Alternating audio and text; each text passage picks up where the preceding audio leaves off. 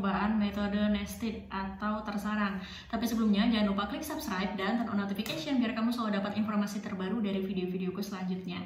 Nah, jadi sebelumnya aku udah pernah bahas tentang one way, two way, RAK, RAL, penelitian kualitatif, kuantitatif, dan lain-lain. Teman-teman bisa cari di sini. Di sini aku udah masukin di playlist tentang analisa data. Nah, di sini khusus aku akan buat pembahasan tentang nested karena ternyata banyak banget yang tanya ke aku kalau misalnya metode ini penelitian dengan judul ini pakainya metode apa.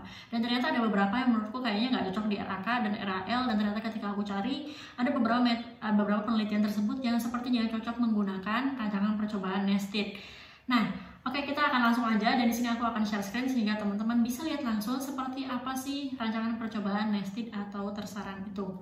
Oke, ini adalah rancangan percobaan nested atau tersarang.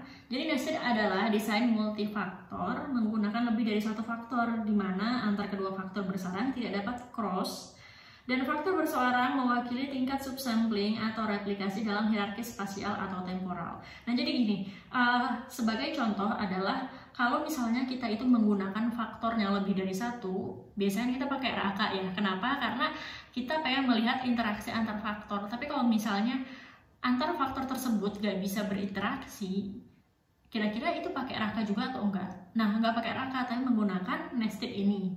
Dan juga untuk faktornya ini yang seperti apa? Jadi kalau misalnya RAK itu faktornya dia levelnya sama gitu. Jadi misalnya kayak kamu pengen melakukan suatu penelitian pengaruh ekstraksi terhadap pengaruh ekstraksi sama ekstraksi, misalnya faktornya suhu sama waktu nih, itu kan setara ya, menggunakan bahan baku yang sama, terus yang divariasikan adalah suhu sama waktunya. Tapi kalau misalnya kamu pengen melakukan penelitian misalnya pengaruh ekstraksi terhadap beberapa varietas buah dan juga suhu, nah suhu sama varietas buah ini mereka nggak berada di dalam satu level yang sama. Untuk varietas buah nanti ada beberapa macam buah yang kamu pilih ya. Nah, terus udah itu dari masing-masing buah yang kamu pilih, di situ baru kamu input suhunya. Nah, nanti di sini akan aku jelasin lagi seperti apa contohnya.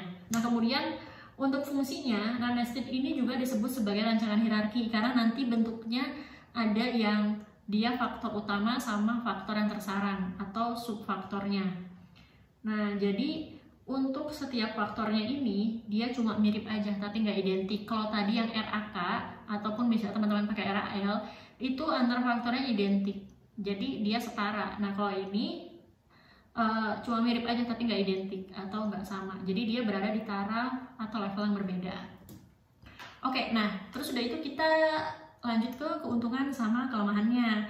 Nah, jadi antara RAK, RAL, sama nested ini masing-masing punya kelebihan dan kekurangan. Nah, kalau untuk di nested ini dia secara ketepatannya itu jauh lebih tepat dan jauh lebih presisi dibandingkan yang RAL. Nah, ini kok bisa bandingin sama RAL ya. Nah, terus kenapa? Karena dia punya subnya sendiri. Ada bentuknya yang tersarang kan, jadi ada perlakuan utama atau faktor utama sama subfaktor atau faktor yang tersarangnya. Makanya ini tingkat ketepatannya itu jauh lebih tinggi dibandingkan RAL. Nah, tapi kalau kelemahannya ya kekurangannya mungkin terjadi kesalahan dan analisisnya yang ini bisa menyebabkan yang fatal. Jadi kalau misalnya ada satu kesalahannya di subfaktornya atau di faktor utamanya, ini akan berakibat fatal terhadap keseluruhan penelitiannya. Nah, tapi nggak usah khawatir karena sebenarnya kesalahan ini ya terjadi juga di RAK maupun RAL. Ketika kita melakukan suatu kesalahan di salah satu levelnya, itu akan mempengaruhi ke seluruh hasil penelitian. Jadi nggak usah khawatir sama yang nested. Teman-teman bisa mencoba ini sesuai dengan faktor yang dipilih saat mengajukan judul. Kemudian dari segi perbedaan, nah nested merupakan rancangan dengan tingkat atau taraf satu faktor, misalnya faktor B, yang mirip tapi tidak identik dikenakan untuk taraf yang berbeda pada faktor lain, misalnya faktor A. Sedangkan rancangan acak lengkap faktorial adalah suatu eksperimen yang melibatkan faktor penelitian yang terdiri atas dua tingkat. Jadi seperti itu ya. Ini perbedaan antara RAL dengan nested. Jadi nanti kalau untuk yang nested seperti saya bilang di awal bahwa untuk nested ini dia faktornya mirip tapi tidak sama atau tidak identik. Oke, kita akan langsung ke contohnya. Nah, jadi di sini ada contoh, yaitu perusahaan A ingin menguji kualitas produk susu dan telur dari 3 supplier berbeda yang selama ini menyuplai produk ke perusahaan A. Nah, di sini aku sudah buat 3 bagannya, yaitu dari supplier 1, supplier 2, dan supplier 3. Di sini aku kasih kode ya, S1 itu supplier 1, S2 supplier 2, dan S3 yaitu supplier 3. Nah, kita bisa lihat di sini untuk supplier 1 dia punya 2 produk yang nantinya akan diuji, yaitu telur S1, susu S1. Yang supplier 2 juga seperti itu, telur S2, susu S2, supplier 3 juga seperti itu. Telur S3 dan susu S3. Nah, di sini kita bisa lihat nih, antara telur S1 sama telur S2 itu tidak sama atau tidak identik, tapi cuma mirip, sama-sama bahan yang diujinya yaitu telur. Tapi telur punyanya S1 dan telur S2 ini tidak identik. Sebagai contoh gini deh, ketika teman-teman melakukan penelitian menggunakan RAK, misalnya faktor yang dianalisa itu suhu dan waktu, nanti ketika ada perbedaan nyata, maka teman-teman akan menganalisa interaksi antara suhu dan waktu ini, ada interaksi positif atau enggak. Nah, di nested nggak ada seperti itu. Kenapa? Misalnya gini, supplier yang telur S1 ini dia berkualitas, telur yang dari supplier S2 juga berkualitas, tapi itu bukan telur yang sama dan tidak saling berinteraksi, ya.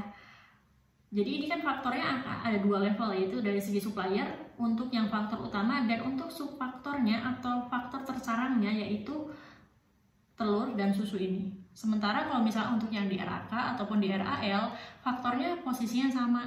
Jadi suhu maupun waktu, bukan suhu tersarang di waktu ataupun waktu tersarang di suhu. Nah, terus apa sih biasanya produk yang penelitian yang menggunakan nested? Penelitian yang menggunakan nested yaitu penelitian yang biasanya dia ada varietasnya. Misalnya kayak kita mau menganalisa beberapa jenis apel, terus udah itu ada apel Ana, apel Rom Beauty, terus udah itu ada apel batu dan lain-lain.